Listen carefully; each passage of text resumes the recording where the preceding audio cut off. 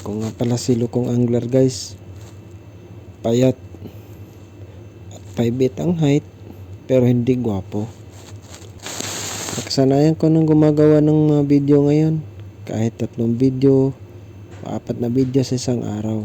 Sinadya ko ito para at least dadami yung mga followers ko at mga subscribers ng YouTube channel ko.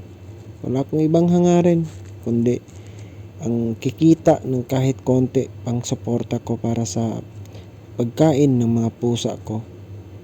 Ako guys, hindi naman ako animal lover, pero malawak lang ang pangunawa ko bilang isang tao at ikinonsidera ko sa sarili ko na tayong mga tao ang may pinakamalawak na pangunawa. Kilala ako ng anghel ko na kung saan akong lugar, basta may extra money ako at kaya kung bumili ng pagkain para sa pusa, ibibili ko sila ng pagkain kasi nasasaktan o nalulungkot ako guys na nakikita ko silang kumakain ng mga maruruming pagkain sa loob ng mga bin. Hindi ako mabait guys, sadyang masayahing tao lang ako at maunawain. Dito nga guys, sa video na to, after kong kumain ng tanghalian ko, si Dora nakikita ko antok at humihikab na. Ayun, nilapitan siya ni Diggy, tinabihan siya ni Diggy. Si Diggy yung gray and black combination. So silang dalawa magkapatid yan sa ama at parehas yung anak ng mga stray cats at inadapt ko lang.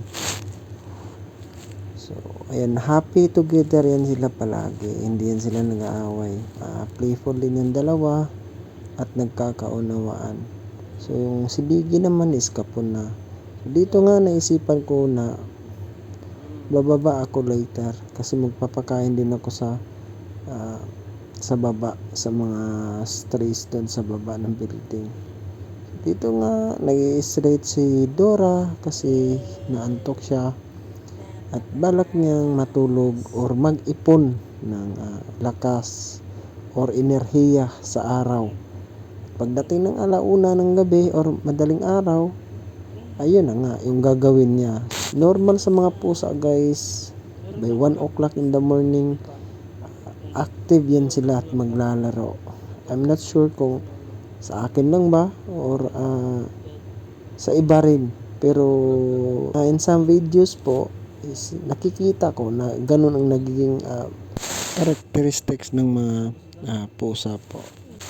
So dito nga guys, bumaba tayo building at nagdala tayo ng pagkain, sinabawang isda at yung dried foods nila. So nagdala tayo para sa mga strays doon sa baba. So yung pusa dito nasa lampas 10 piraso sila. Kaso pag daytime, yung iba naman naghahunt sila or nagro-roaming sila sa mga nila sa kanilang mga pwesto.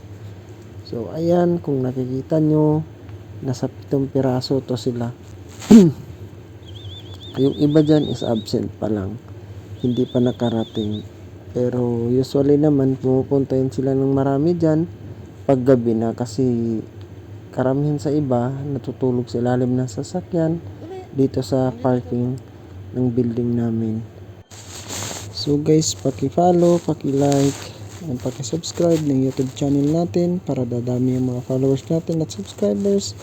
Darating ang panahon na magkaroon tayo ng kukunting income sa atong YouTube channel nato ug aron makapagsuporta sa atong advocacy na magpakaon tag mga iring sa adlaw-adlaw.